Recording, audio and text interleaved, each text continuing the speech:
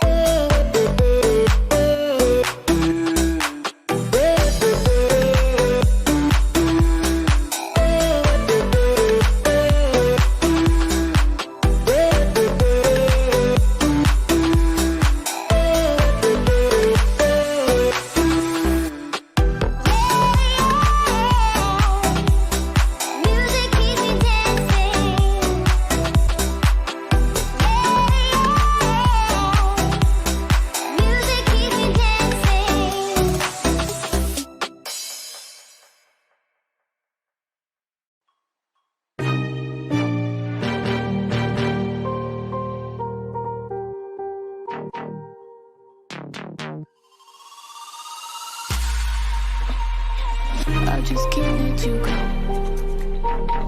Lord knows that I've tried to. You said I was the only one. No one likes being lied to. You made this mess and left me with the pieces. Now I wanna burn all the bridges between us.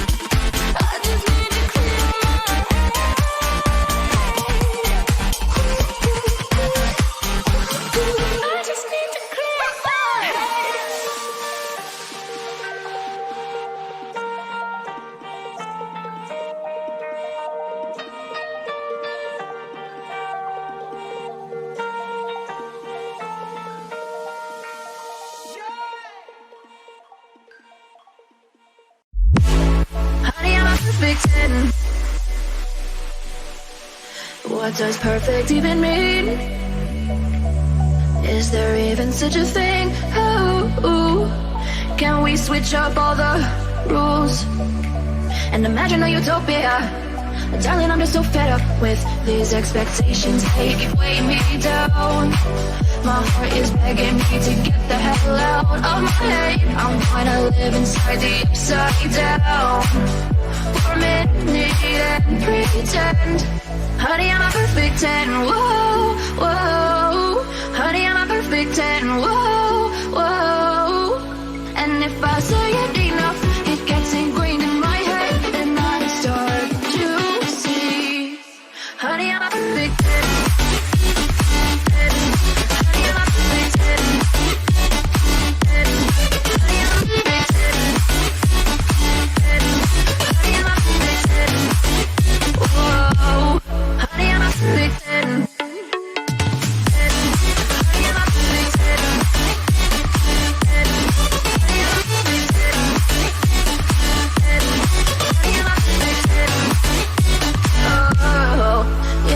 disgusted with myself, and I'm disgusted with the way we're told to have a certain face. I stood and wait because we aren't pixels on a screen. No, we're human, we breathe. Every single thing we see curated, it's overrated. These expectations, they keep weighing me down. My heart is begging me to get the hell out of my head. I'm trying to live inside the upside down for a minute and pretend, honey, I'm a perfect 10. Whoa, honey, I'm a perfect 10. Whoa, and if I say it enough, it gets ingrained in my head, and I start to think, honey, I'm a perfect 10. Honey, I'm a perfect 10.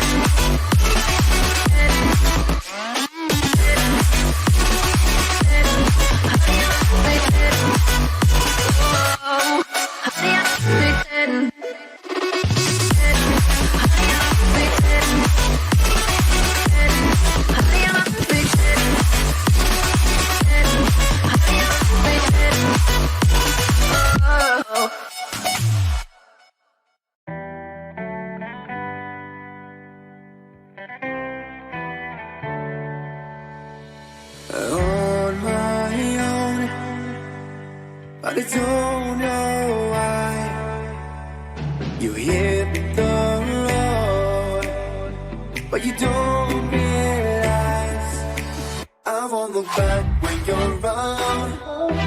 I won't think twice when you're gone. Don't hesitate to call me back, 'cause I won't be there. I won't look back when you're around. I won't think twice when you're gone. Don't hesitate to call me back, 'cause I won't be there. I won't look back.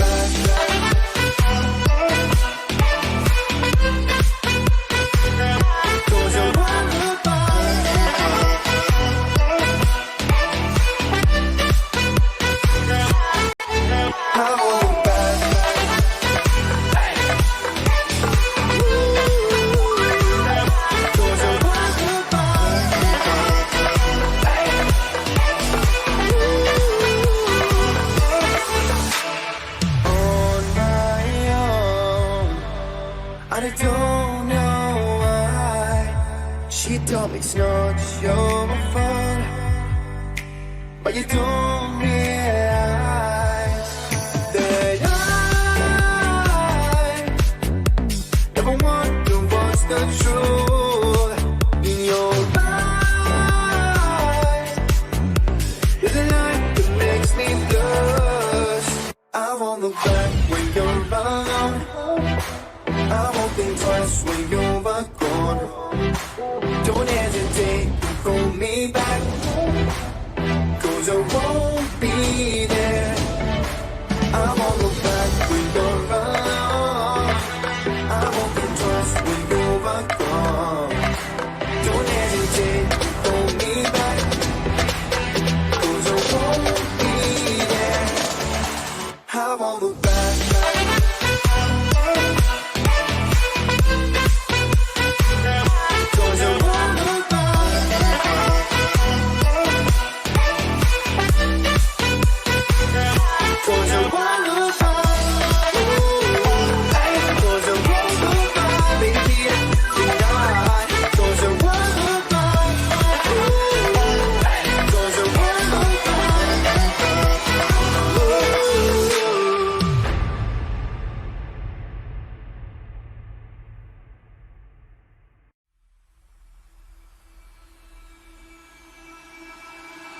I can feel it somewhere inside, haunting like a drug I keep on wanting.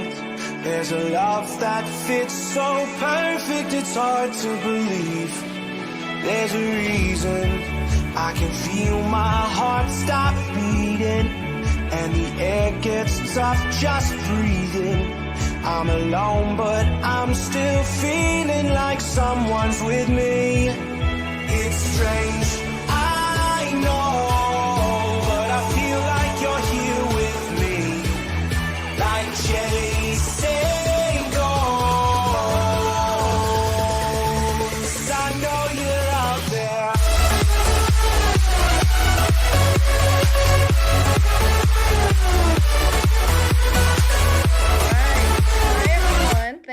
for tuning in to the table read of Olympus Heights by Brad Wilke.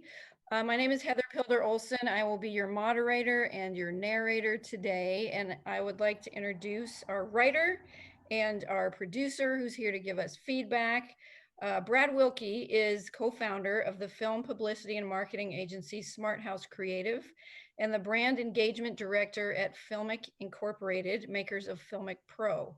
Brad holds an MBA from the University of Washington's Foster School of Business, a Master's of Communication in Digital Media from the UW's Department of Communication, and a BS from the U.S. Military Academy at West Point. Brad is an award-winning filmmaker, produced feature-length screenwriter, including Roger Corman's Camel Spiders, and former artistic director of the Portland Film Festival. Welcome, Brad. Hey, thanks, Heather. I didn't realize that was going to be such a long bio. Like, thanks. Well, yeah. And then we have the esteemed Stuart Lyons here, zooming in from Los Angeles. Stuart is a co-executive producer, line producer, unit production manager, and production executive who has worked on projects with Netflix, Sony Pictures Television, Warner Brothers, Amazon, Starz, Apple, HBO, and many others, as well as all three broadcast networks. He has over 600 episodic credits for his work on 33 television series and 28 pilots. He has worked on dozens of feature films and television movies, and he was director, original series production for Netflix, and recently produced the pilots of Messengers, Roswell, and Snowfall. Stewart worked on every episode of the hit television series Breaking Bad. His work as a production consultant includes production analysis for over 200 pilots and TV series for streaming, cable, and broadcast companies. He has been nominated 6 times for Emmy Awards, and he has won twice. Welcome, Stuart. We're thrilled to have you here.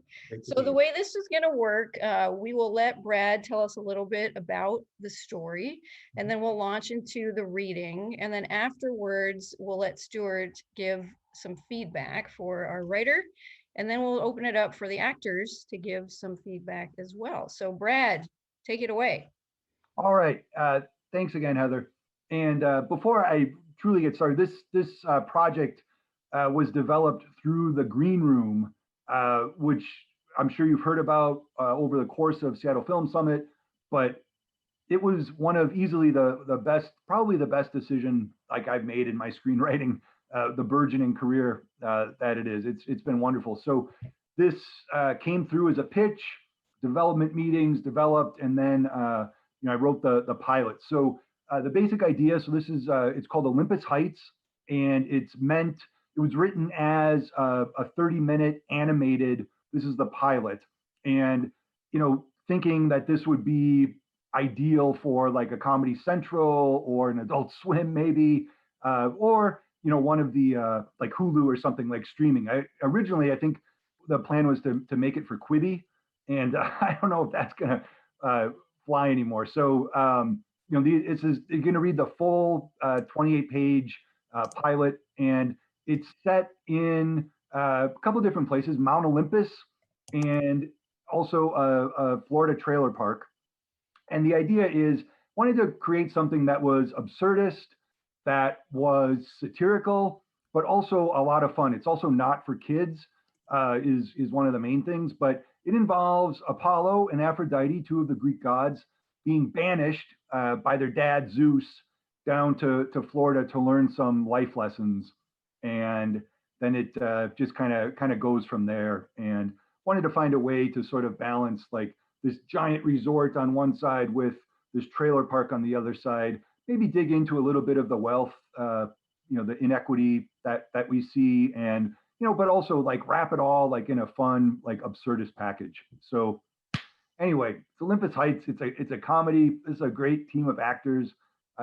So I'm super excited. So thank you. I'm just gonna wait now and let it wash over me. All right, here we go. Fade in. Exterior, Aegean Sea, Mykonos, day. A gorgeous afternoon off the coast of Greece. Island residents stroll along the waterfront. We plunge beneath the waves and descend hundreds of feet below the surface too. Exterior, Aegean Sea, Poseidon's palace, a magnificent coral and glass structure on the sea floor. Interior, Poseidon's palace, marble halls, vaulted ceilings, and gorgeous views of the watery depths. Aphrodite, effortlessly beautiful in a simple white tunic, admires herself in a small mirror strapped to her wrist. Duck face, peace sign, fish gate. I'm bored. Apollo, her statuesque brother, leans against the wall, strumming his golden lyre, perfect in every way save for his unfortunate curly blonde mullet. Wanna loose the Kraken? Aphrodite perks up. Exterior, Mykonos, later. A monstrous whale fills the air as the Kraken, a multi-tentacled beast, bursts forth from the sea. It flops and rolls, generating a colossal tidal wave that bears down on the island. Exterior, Mykonos, Medusa's lair, same time. Medusa, a scaly gorgon with a tangled nest of snakes for hair, rests on her coiled tail, feeding the little reptiles unicorn tidbits. A rumble in the distance. She glances out over her balcony and watches in horror as the massive wave heads straight for her. Fuck me. Exterior, Mount Olympus, day, stunning, luminous, larger than life, home to the pantheon of Greek gods and goddesses. Exterior, Mount Olympus, Zeus's palace. The palace of Zeus puts the dwellings of the lesser gods to shame. Doric columns wrapped in gold and bedazzled with precious gems, polished marble as far as the eye can see. Interior, Zeus's palace, home office. An ornate, well-appointed office, high ceilings, giant windows, imposing marble desk. A short, plump figure swathed in white robes stands on a chair looking out one of the windows. This is Zeus, king of the gods. Zeus, point of view. Outside, a centaur drops a load on the edge of Zeus's well-manicured lawn. Get off my lawn, you filthy beast! Zeus fires a lightning bolt that strikes the centaur on the rump. The animal leaps into the air and flips Zeus the bird. Fucking centaurs. The intercom on his desk buzzes. Annoyed, Zeus hops off the chair and shuffles over to the desk. He presses the intercom button. Go for Zeus. The new Greek chorus is here. Send them in. The large golden doors at the outer end of the room open, and a trio of toga-clad, mask-wearing chorus members step into the room. I've got a hard stop at 4. Need to turn myself into a bull for an orgy down the hill tonight. Clock's ticking. The singers clear their throats and begin. Zeus, Zeus, the king of the gods, he rules from on high. Okay, I'm gonna stop you right there. That's never gonna land with a youth demo. Give me something I haven't heard before, something with a little more edge. They take a collective breath and begin again. Swift to anger and jealous at times, he married his sister and... Zeus smacks one of them with a lightning bolt, disintegrating him into a pile of ash. Maybe less edge. Zeus is full of wisdom and often quite nice. The golden door swings open, interrupting the song. Poseidon, hair brushed into thick dreadlocks, marches Apollo and Aphrodite into the room at the point of his trident. Sweep up those ashes and come back tomorrow. Zeus frowns at his offspring. What in my name is going on here? It was his idea. She raised the gate. They loosed the Kraken, Again. wiped out the coast of Mykonos, and destroyed Medusa's summer lair. What in Hades is the matter with you two? Us? What about the Kraken? He's the one that wiped out the city. Because that's what Krakens do. They wipe out cities, which is why we only loose them when it's absolutely necessary. I demand satisfaction. Because you boffed Medusa once in Athena's temple? On behalf of the entire Pantheon. What do you want me to do? Turn them into a couple of jackasses? Banish them! Sorry, but we can't be banished. I have a petition signed by 30 gods. Divine law demands it.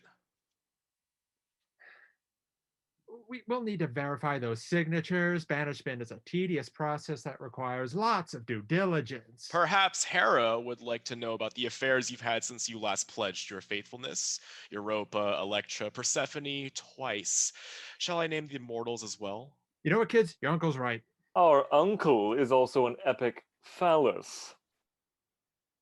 I don't know what to do with you two. When I was your age, I had already dismembered my father, scattered his remains in the pit of Tartarus, and assumed my rightful place as king of the gods. We're late bloomers.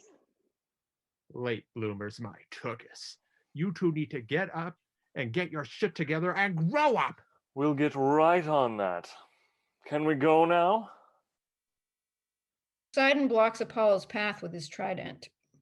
You two are arrogant, impulsive, self-centered, lazy, and conceited. You forgot deceitful. And vulgar. I wasn't finished. I'll add rude and obnoxious. What do you have to say for yourselves? I don't know what Medusa's problem is. I mean, can't we just build her a new lair or whatever? She's been a total bitch since the whole snake in her hairs thing. Aphrodite. What? She is. She kind of is, Dad. That's it. You're banished. Both of you. Thunder rolls overhead. Wait, you're serious? The decision of Zeus is final! For all eternity? Until you've proven yourselves worthy of your place among the Olympians. Remember the 12 labors of Hercules? Consider these the 5 or 6 trials of Aphrodite and Apollo. You're both going to live among mortals on Earth until you learn to be self-sufficient and humble. You're going to get jobs and pay rent. Apollo and Aphrodite have no idea what he's talking about. In other words, you're going to get your shit together, and you're going to do it without the godly powers you've been abusing these many millennia. Huzzah! Zeus claps his hands. Aphrodite and Apollo disappear in a puff of smoke. Where did you send them? Zeus smiles. Exterior South Florida trailer park, establishing a low-rent trailer park in the Tony enclave of West Palm Beach. A sign at the entrance, "Welcome to Olympus Heights. Your kingdom awaits." A high-pitched scream pierces the air. Exterior Olympus Heights Airstream. A small silver airstream nestled beneath a grove of palm trees. It appears to be the source of the wailing. Interior Airstream. Inside, a frightened Apollo clutches his lyre while Aphrodite stands nearby screaming until she's out of breath. Silence. We've been entombed. Aphrodite catches a glimpse of herself in an unframed mirror on the wall. It's still her, but less godly and luminous. She puts her hands to her cheeks. We're normal. Apollo gazes into the mirror and gasps at his own reflection. Just another Florida man in a toga. Bummer. Great gods, where has he cast us? Aphrodite opens the door and peers outside. Aphrodite's point of view. Marge, a hefty retiree, scrutinizes the airstream from the seat of her mobility scooter. She's holding a leash attached to the torso of her 6-year-old grandson, Marlin, who grips a big gulp with both hands. Aphrodite closes the door and leans back against it. There's a large beast with a small captive outside our door. Gods be damned. Aphrodite opens the door again. Exterior Airstream on Aphrodite. Hello, where is this place? Excuse me? Perchance near Greece? Greece? Hell no. Y'all in Florida, you crazy bitch.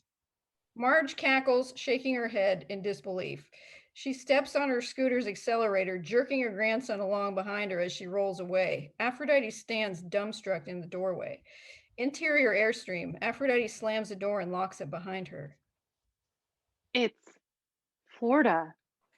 Exterior Airstream. Continuous. 2 anguished screams burst forth from the trailer. Exterior Olympus Heights Community Garden, same time. An overgrown garden plot in the middle of the trailer park. Izzy Coleman, 60s, a cantankerous rabble-rouser with leathery skin and close-cropped gray hair, harvests a new crop from cannabis discreetly tucked among her tomatoes. She looks up into the sky as the scream dies out. What in the hell? Sounds like the time Norbert got a nut bit off by that baby alligator. She glances over at her niece, Meredith, 30s, working on a set of plants a few feet away. Meredith is a Florida girl through and through, from her bleached blonde hair down to her pink flip-flops. Who do you have helping with distro tonight? Please tell me it isn't Ramon. He's my boyfriend and he needs the money. And I need someone who's not going to drop a 3-pound brick of my best weed in the Porta-John at a waiver and a derby. He thought the alligator wrestler was a narc. That boy is about as smart as marlin bait. Izzy's bag of bud is full. She holds it up to her nose and inhales deeply. Sure do love that smell. Whew. Reminds me of my first blowjob. 1973. Cocoa Beach. Backstage at an Aerosmith concert. I'm going to pretend I didn't hear that. Izzy gives her a wink and the two women start back toward their trailer. Exterior Airstream later. Aphrodite and Apollo stand among a small flock of pink plastic flamingos in their new front yard. My hair is wilting, and there's this strange wetness under my arms. Apollo shades his eyes with one hand and looks up at the sun.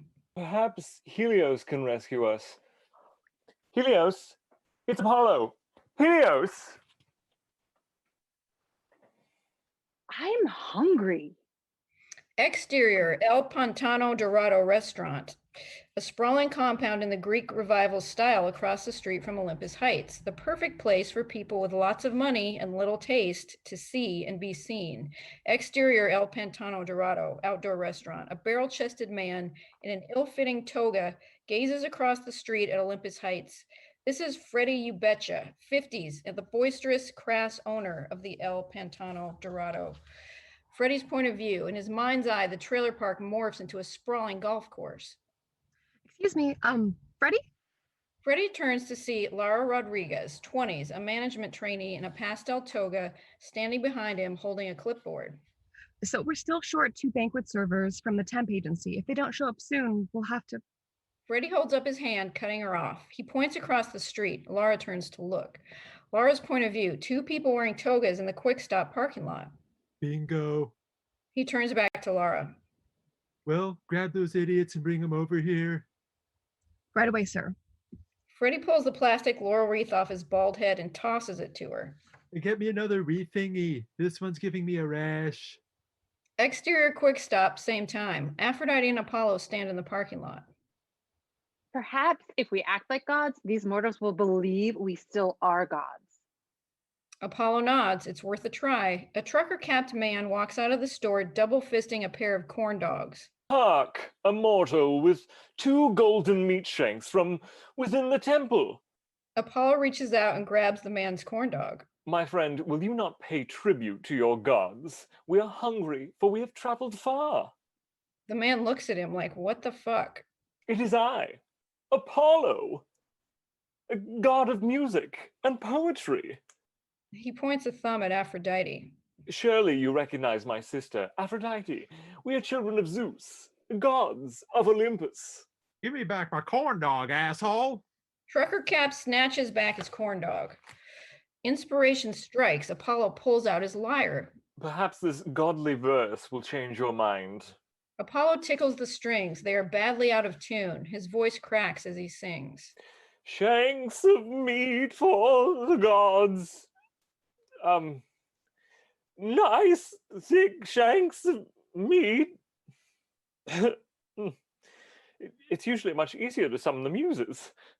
Calliope, Urania. The fuck you talking about? Trucker Cap stuffs both corn dogs into his shirt pocket and grabs Apollo's lyre, crushing the frame and snapping most of the strings. My lyre! Trucker Cap drops it on the asphalt. Stupid ass spring breakers. He walks away munching a corn dog. You barely even noticed me. Aphrodite checks her reflection in her wrist mirror, musses her bangs, runs a finger across her teeth. Apollo gathers his lyre and strides into the Quick Stop. Interior Quick Stop. Apollo adjusts his toga and tucks the broken lyre into his waist belt. Apollo's point of view, a perfect row of golden corn dogs beneath a heat lamp. Exterior Quick Stop, same time. Aphrodite stands near the door trying to catch people's attention, but nobody seems to notice her. Excuse me. Aphrodite's face brightens as she watches Lara hurry toward her from across the parking lot. Finally. Did you just get here? Yes. Well, you're in the wrong place. You're supposed to be across the street at the resort. Where's the other guy that was with you? Apollo? Yeah, we need both of you. Did he go inside? Interior Quick Stop, same time. Apollo chows down on a corn dog, a little pile of sticks on the counter next to him. What the hell do you think you're doing, jerk off? Apollo turns to see the store manager standing behind him. Feasting on your golden meat shanks. Yeah, well, you forgot to pay for them. How many you eat anyway? The manager counts the sticks. 8? You ate 8 corn dogs? Man, that's disgusting. Apollo sucks the grease off the last wooden stick. In tribute to the gods, I will return tomorrow for more. The manager pulls a 38 from his smock and points it at Apollo. You ain't going nowhere till you pay for them suckers. Mortal, gaze upon the goddess. The manager turns around. His eyes go wide at the sight of Aphrodite. His jaw drops and the top row of his false teeth fall out of his mouth and skitter across the floor. Zeus, all is not lost. Laura hands the manager a $10 bill and grabs Apollo by the toga, pulling him toward the door. You can pay me back later. Let's go. She hurries him out of the store. Exterior, El Pantano Dorado parking lot. Meredith, hot pink toga flapping in the breeze, jogs across the parking lot. Her boyfriend, Ramon, 20s, raffishly handsome and profusely hirsute in a bright green toga, runs behind her. Promise me you'll stay focused tonight. We've got a shit ton of orders to fill, and Izzy said one more fuck up, and she's gonna fire your ass. Jesus Cristo, tia tu esta loca. She just wants to protect her investment and from knuckleheads like you. Now, hurry up. We're gonna be late. Exterior, El Pantano Dorado restaurant. Meredith and Ramon, on the way to their service station, cross in front of Laura, Aphrodite, and Apollo on their way to check in with Freddie. Look who's finally decided to grace us with their presence. He glances down at Apollo's broken lyre. What is that? A harp? Was that part of the rental? It was crushed by a demigod. A demi what? I think they're told to come in character, sir. Oh yeah? Well then get out there and play a couple of goddamn waiters, would ya? Laura smiles and pulls them away to the dining area. Exterior, El Pantano Dorado restaurant. A full house. Toga-clad waitstaff rush around serving the guests. Meredith swings by Ramon's station and hands him a baggie of weed. Table 3, seat 7. Got it? Ramon nods and heads off to make his delivery. Meredith tucks another baggie of weed into her toga and follows Ramon into the dining area. On Apollo, same time. Apollo fumbles his way through the dinner service. Some more red, please. Apollo refills the man's glass, then tilts the bottle up to his own lips and pounds down the rest. Meredith catches him from behind by the arm. What the hell are you doing? Do you want to get fired? Apollo hands her the bottle. I am Apollo, the son of Zeus. You're a real piece of work, pal. Save the wine for the guests and come by the staff party on the 18th hole after work. He flashes a bag of weed and winks at him. On Aphrodite, same time. Something catches Aphrodite's attention and she places dessert plates in front of her dinner guests. Aphrodite's point of view. Ramon conducts business with a guest across the table. Aphrodite clears her throat in an attempt to attract his attention. Their eyes meet. Ramon smiles. Aphrodite throws her hair over her shoulder and smiles back. The spark is lit. Exterior, Mount Olympus, same time. Zeus stands next to Hera, queen of the gods, in front of a flat screen display. They watch as Aphrodite and Apollo bumble about on Earth. How could you do this to them? You know they're ill prepared. I was against it, but Poseidon showed me the light. It's for the best. Can we at least dispatch Hermes with a care package for them? Fine, but I will only allow one essential item. No ambrosia, no horns of plenty, absolutely nothing divine. I know just the thing. Exterior, El Pantano Dorado golf course, night. A small group of toga-clad waitstaff stand around on the green of the 18th hole, drinking beer and smoking pot. Meredith spots Aphrodite and Apollo walking away from the restaurant, seemingly lost. She waves to them. Hey, Apollo, son of Zeus. Meredith smiles coyly at Apollo, which does not go unnoticed by Ramon. In response, Ramon repositions himself next to Aphrodite, which draws a look from Meredith. I believe we may have met earlier. Yo soy Ramon. Aphrodite blushes while Meredith rolls her eyes. You two local? No, we've been banished here. Been here 5 years myself. I'm saving up to get out of the swamp as soon as possible. Where do y'all live? Apollo points in the direction of the trailer park. In a metal tomb. Olympus Heights? Looks like we're neighbors. Aphrodite continues to drag on the joint, then exhales a giant plume of smoke. Ah. Impressive. You'd make a great spokesperson for Aunt Izzy's weed. Could be just what we need to juice sales. Aphrodite shrugs and burns down the rest of the joint. Y'all want to walk back together? I know you can show the trailers that don't have alligators chained up in the backyard. She pulls out another joint and the foursome walks off the golf course. Exterior Olympus Heights the next morning, another sunny day in Florida. Interior Airstream later. Apollo sleeps on the couch. Aphrodite snores loudly in the bed. A knock at the door wakes Apollo. He gets up and opens the door. Apollo's point of view, his cousin Hermes, the messenger of the gods, stands there smiling, the wings of his sandals fluttering. Unlike Apollo and Aphrodite, he has lost none of his stunning luster on his trip to Earth. Sucks to be you guys. What brings you to this pit of human suffering? Care package from your mom. He hands Apollo a wooden box, and Apollo opens it and pulls out a shiny new iPhone. What is this? Hera said you needed down here to survive. Aphrodite squeezes into the door frame beside Apollo. Hey, Roro. Bummer, huh? She flips Hermes the bird. Apollo passes her the phone. Any chance you could fix my lyre? I'd love to, but Zeus forbid me from providing any sort of godly assistance. Sorry, cuz. Go suck a minotaur cock, Hermes. Any helpful news you could give us then? Let's see. Lots of gods back home think this is a fitting punishment and hope you're both suffering. What else? Oh, and Medusa's still hella pissed about her lair. She's talking all kinds of shit about you guys and how she's gonna make you pay, etc., etc. I wouldn't worry about it. Well, I must be going. Never been one to tarry in pits of abject despair such as this. Ta-ta! Hermes leaps up into the air and flies off into the sky. Apollo turns around to see Aphrodite taking selfies.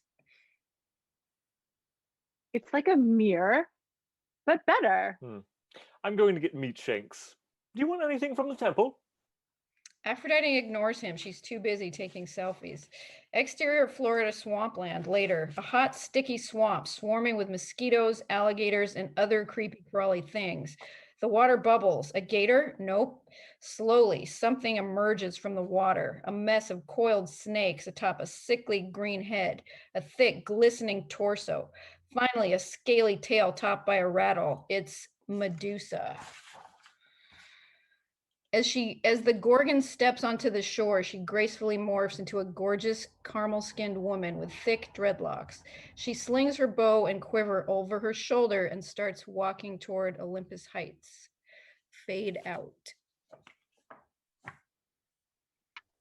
All right, that was awesome. Thank you to all the actors, and we'd love to hear from you, Stuart, on what you think.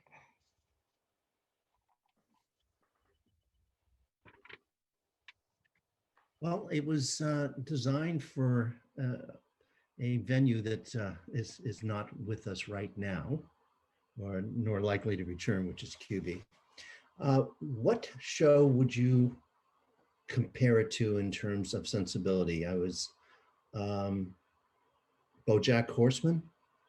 Yeah, that's actually one of the references I was thinking about is BoJack Horseman, a little bit of the South Park crude humor, but yeah, I want it to be an intelligent, but still funny to like a mainstream broad audience as well. So yeah, BoJack was definitely one of the reference points. Right. First off, actors, I'm sorry. The first thing I should have said is nice job. Really brought a lot to it. You really committed, and that's all that any writer could hope for. So I think you should be applauded for that. Let's start at the top because I'm going to get pretty granular. Great. The first line of your piece is "on board," and it's not necessarily the most inviting way to bring them in. The core of the piece, as I get it, is these kids are basically analogs. These characters are analogs for very spoiled, rich, bratty children. Yep.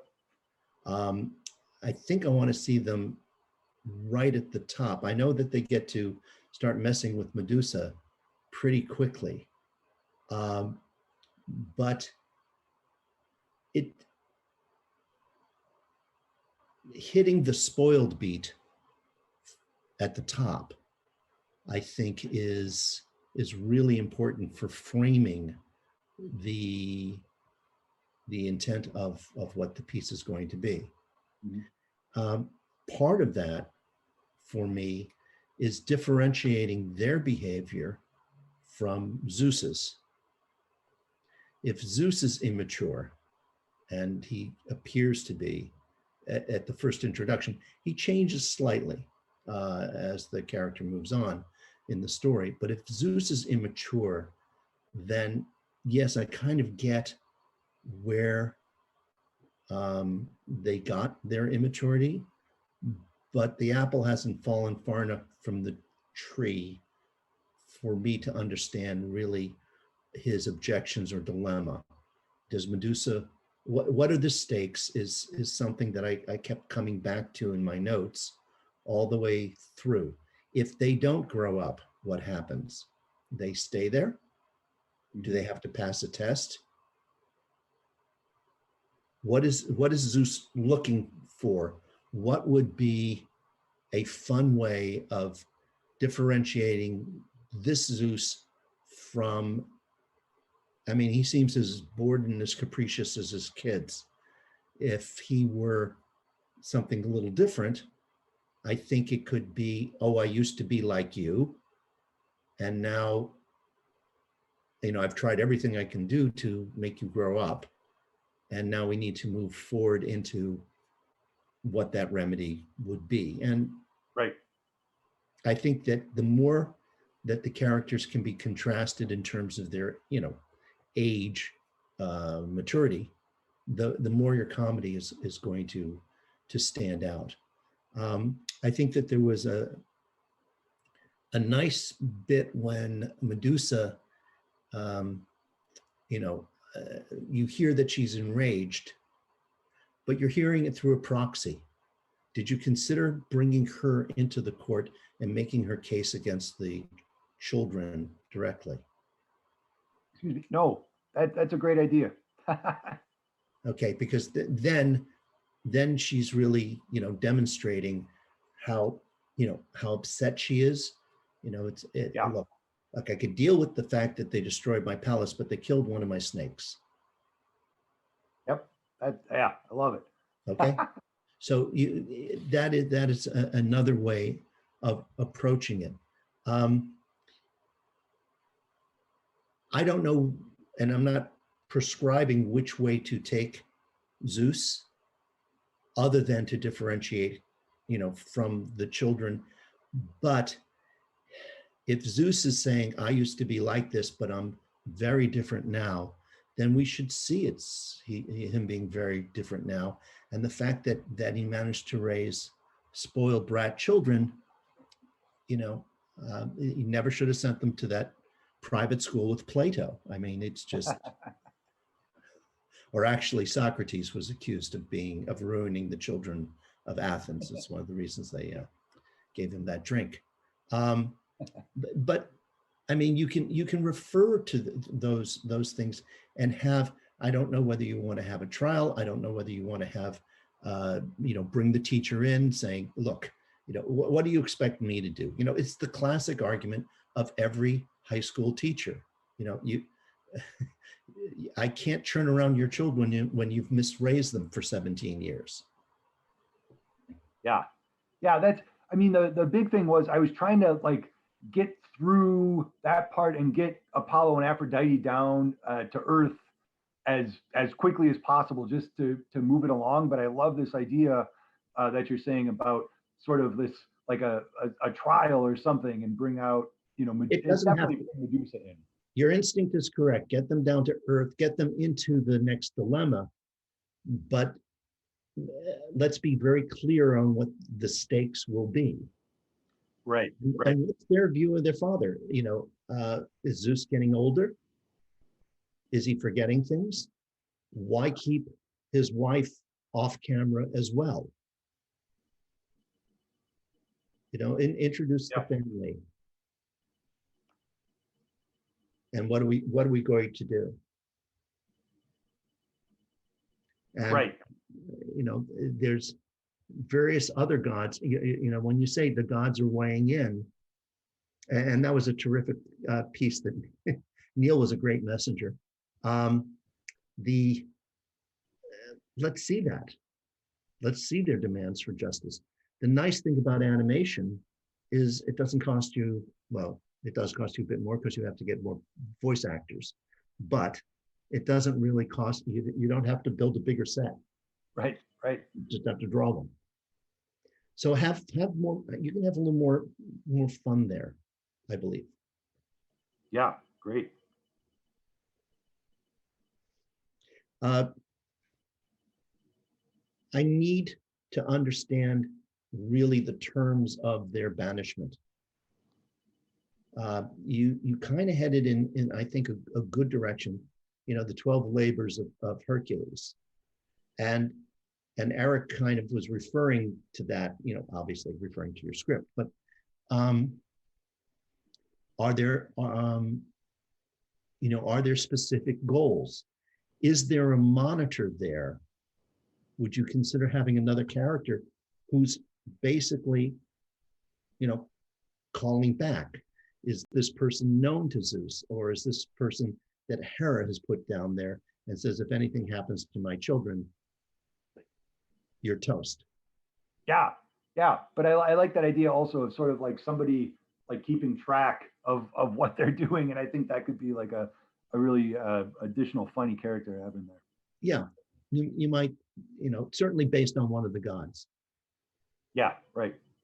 But if getting stakes there, having Aphrodite, was just about to go out on a date, or just referring to this, they've heard of being grounded, but this is really absurd. They've been thrown out of the clouds. So yeah, right. That's another way of just framing it. What I was also thinking of was Clueless. Yeah. Oh, great. Yep. Okay, that's the other piece of this. And why does Clueless work when the center is this clueless person? Why do we, obviously she's pretty, but you kind of start caring about her. Maybe you might want to look back at that movie and decide, when does the audience decide this is just not a pretty rich bitch? When does the audience decide she's not Ivanka? Right. Yes. Yep. I mean, how much consideration are we about to give any of those children? Yeah, seriously. Yeah, and that's part of the satire too. And Erik was really kind of leaning into the Freddie You Betcha as Donald Trump. Well, without good for you, Erik. I was the best. You got to do it with the hands. Yeah. Right. Okay, and then just to reiterate, if the characters aren't worried about the outcome, then it's hard to hinge the importance of what you're watching. People, even though they may be immortal, they need to have something that they feel is at stake with all of the scenes. I mean, for example, when Apollo feels hunger, he's never felt hunger before. Yep. He thinks he's dying. Yeah. And therefore the corn dog, I'm not trying to write the piece, but the corn dog is literally the cure, this miracle cure. And now does he think that every time he eats, the only thing he can eat is corn dogs? That's the only thing that's going to do that. And what does that do to his complexion? Yeah. All right. So it's kind of leaning into your own concept and letting and just making sure that the stakes are really clear, the stakes are heightened. All of the characters have a real clear, different objective.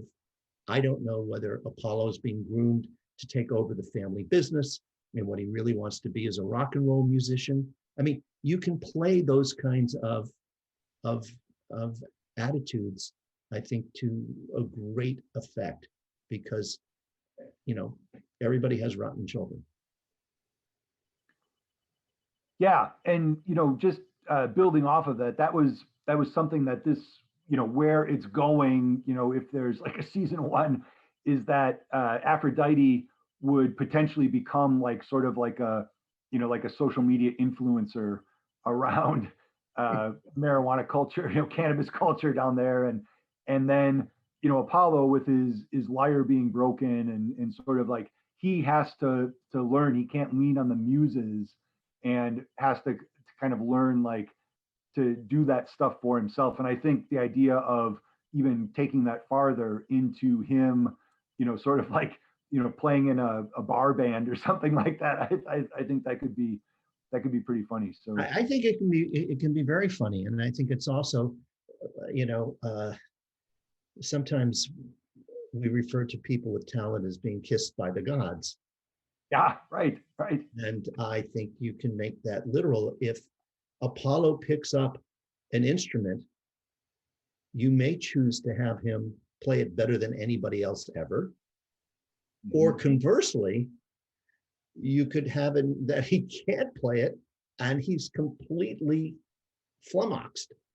Either way, just go to this is a cartoon, and you can go to the extreme to make it stand up. Yep. Yeah, absolutely. And that's why I wanted to make the cartoon element, the animated element, is just because with the state of affairs right now with productions and, you know, like it might be easier to get something like that going, but at the same time, you know, it also lets you really take kind of the gods element and everything about that, just, you know, as far as possible. So yes, I mean, if you yeah. were trying to do this in reality, your virtual, as opposed to animation, the costs would be extremely high, and therefore it would have to be beyond successful to make sense for a production company to move forward with it. What are your intentions at this point? Well, you know, I like, I mean, best, you know, pie in the sky scenario, I'd love to try to get this, you know, to like a Comedy Central or a Netflix or, you know, somebody like that could see, you know, after a polish, you know, more polished. Like, I don't think it's quite there right now based on, you know, your feedback, which is great. Like, you know, just in the way that I'm thinking, but beyond what I was even considering, and just see this as like a 10 episode per season, and then the second season, the idea would be is that the gods would come down and Zeus and everyone would sort of take over Pantano Dorado, which stands for Golden Swamp. That's in Spanish, and so that they'd all be living down there, and there'd be, you know, more conflicts, and Zeus might run from, you know, it could be anything. Like, you know, how does that happen? Why do they come down? Oh, yeah. So I was thinking with that is that they come down because they see how successful Aphrodite and Apollo are at the end of the season, like how they've really come into their own, and they've sort of taken control of their lives, like they've got their shit together, right? and they see it as sort of like a retreat, like sort of like an Esalen sort of place that they could come down and see this like South Florida, and they save the trailer. Like I feel like I haven't exactly figured out like what that second season looks like, but I like the idea of them sort of saving the trailer park through Aphrodite and Apollo helping Izzy, because I don't know if I made that clear or not, but she's the owner of the trailer park. And when Freddie You Betcha kind of takes the mind's eye view and he sees the golf course and the parking Right. garage or whatever. Why is saving the trailer park important? Well, because it's the community there. So I don't want it to be like making fun necessarily of Floridians or anybody that lives in a trailer park. My grandparents lived in that's how I know a lot about a trailer park. And, so like what I wanted to do, and I couldn't, within like a 30-minute pilot, it was hard for me, to sort of develop the community at the trailer park. But what I want is for Aphrodite and Apollo to see that even as humans, like as normals, that they still can connect and find common ground with mortals. And, somebody like Marlon, like the little grandson, like pulling him in, like that's, so to save the trailer park is to basically save the community. Well, here's my feeling about it, and please, there is no right or wrong here. I am not from Olympus, and I'm not, I may be wrong, but you have created a premise about two young gods need to get a lesson in life in order to grow up so that they can take their position back at the pantheon, is your premise. Yeah. And the question is one going to be able to do it? Is both going to be able to do it? I'm not sure that saying this is about the pantheon's rescue keeps your focus on what your core premise is. Okay? Yeah. Yep. Basically, if instead of thinking maybe that Zeus is Trump, perhaps he's Rupert Murdoch, and perhaps this is a funny version of secession. Yeah. That keeps, you see, the difference there is that you kept focused on the characters. Yep. The other thing to perhaps think about is all characters need to have something at stake. If this group is the Greek family business, they are in competition with other family businesses, particularly those rotten Roman upstarts. Yeah, I tried to get the Titans involved somehow, but I wasn't able. But I like the idea of the Romans, as like sort of like an off brand for the Greeks, or they're a takeover target. Yeah.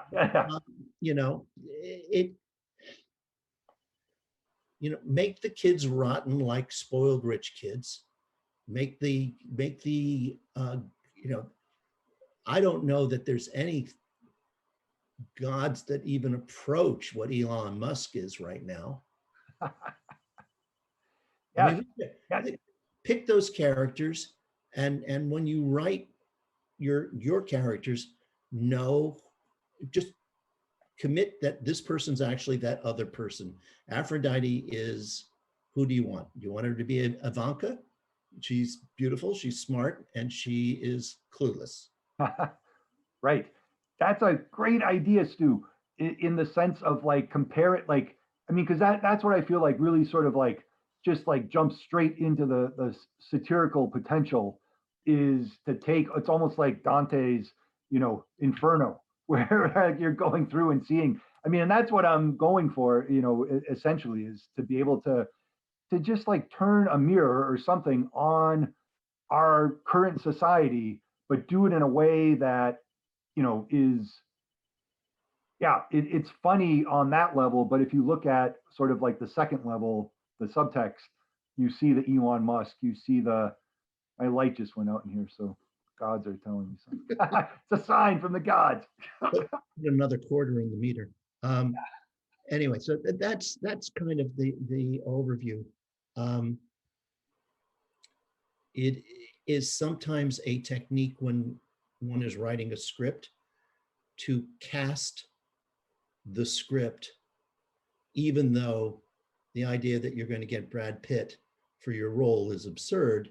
You write it for his voice or Clooney's voice or rhythm, and it helps differentiate and guide how they are in the scene. I think that you're partway there because, as I said, your characters did show some good differentiation. Some of that is due to your words, some of that was due to performances, which really, I think, assisted that as well. So Yeah. Decide who those people are. I'm bumping against the trailer park as being something I'm truly concerned about. Unless you are willing to mock the hell out of it, don't go there. Go to a place that you feel unfettered in your humor. I think that you may mine better stuff. Now, if you're willing to completely mock your grandparents, stay there. Well, my sister moved to Florida, and I don't mind. Like I would love to go all in. It's I just didn't want it to seem like it was sort of like kind of like shooting down or sort of like punching down in that sense. Like that's not my nature necessarily in that sense, but it is such a rich environment for that, and I feel like so I mean I wouldn't necessarily say like I'm fettered necessarily about the trailer park, but that's a really good point.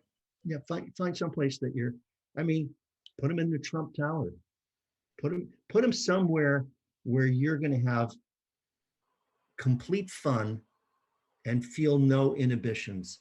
One of the reasons I think that writers benefit from taking acting classes is that's really the start of learning how to act, is learning to be that degree of freedom. Mm-hmm. And give it to yourself. This is a world you're creating. You make the rules. Right. You can do that.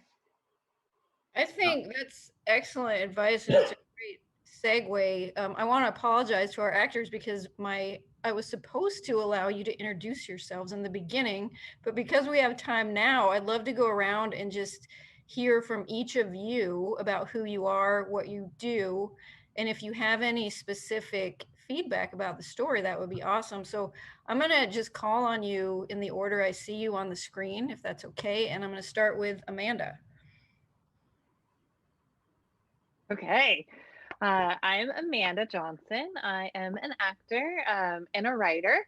I am originally from the Pacific Northwest, but I spent several years on the East Coast, some in Florida and some in New York. And then I came back to Seattle area about 4 years ago when my son was born.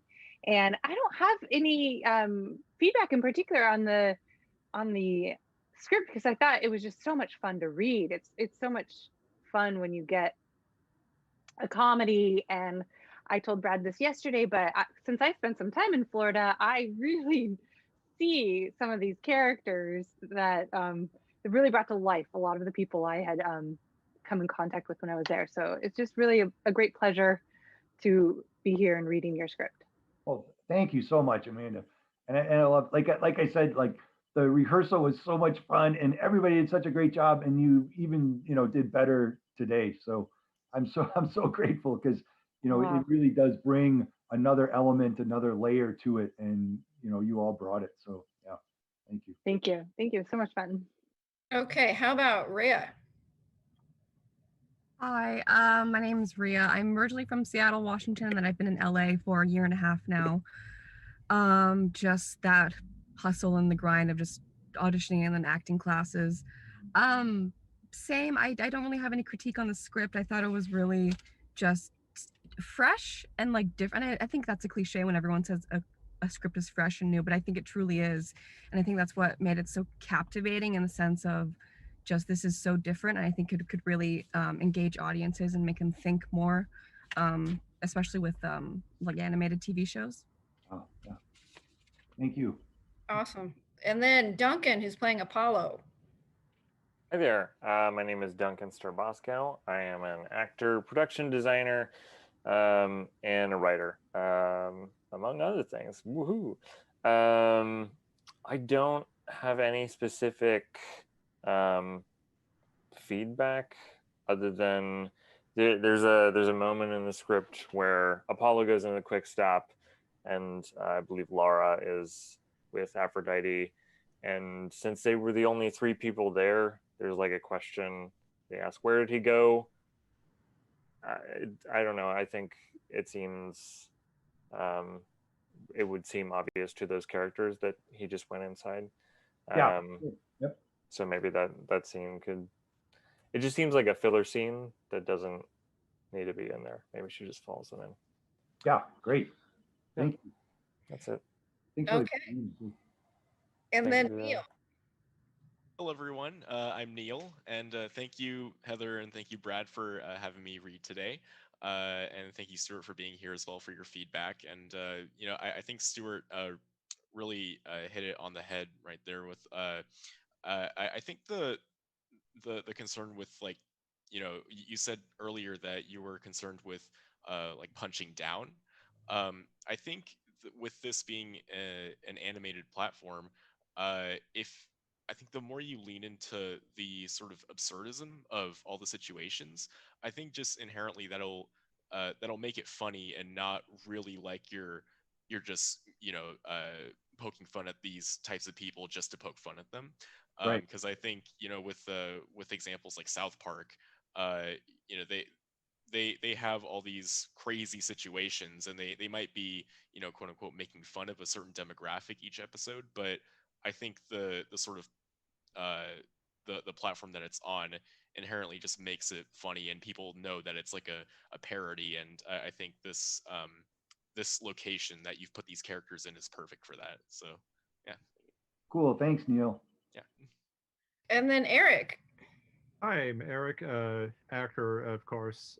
I hope that was obvious in the reading, but also a filmmaker and a comic creator.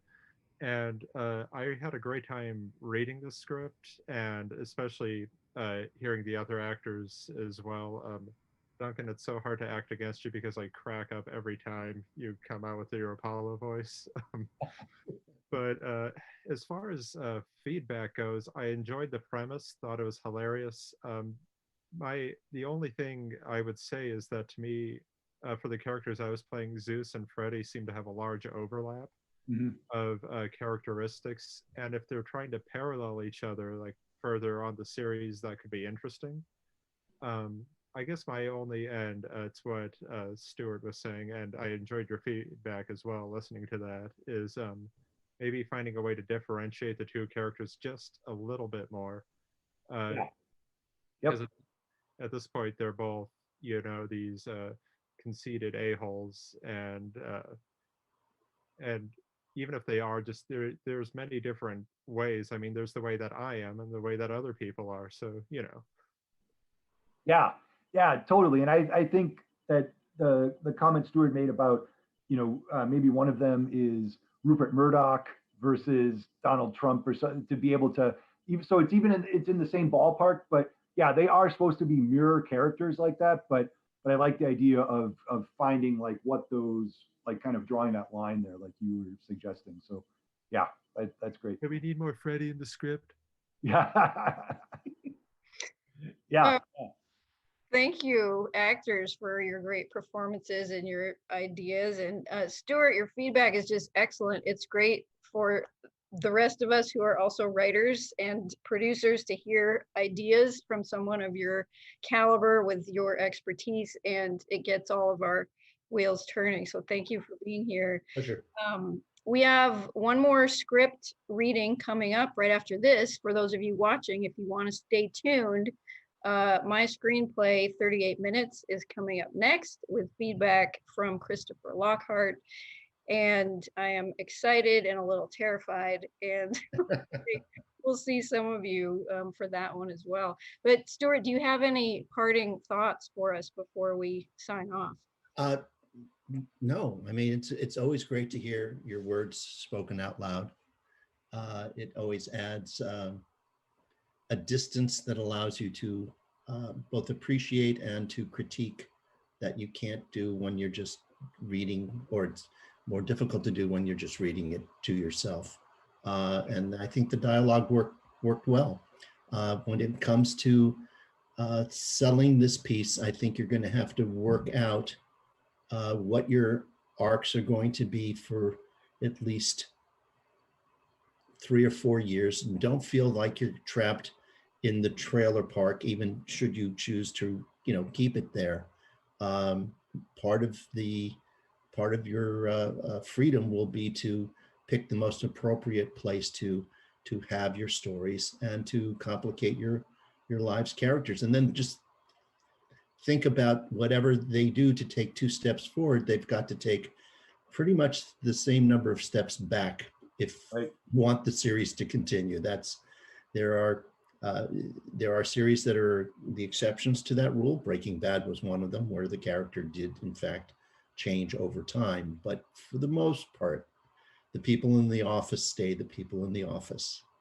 Right. They are, like many of the adults in our society, immune to learning. So Yeah. good luck with your project. Oh, thank you so much, Stuart. Thank you to all the actors. Like, Nice to meet you guys. it was so much fun. So thank you very much. Okay, pleasure. Thank you, everybody. Bye, guys.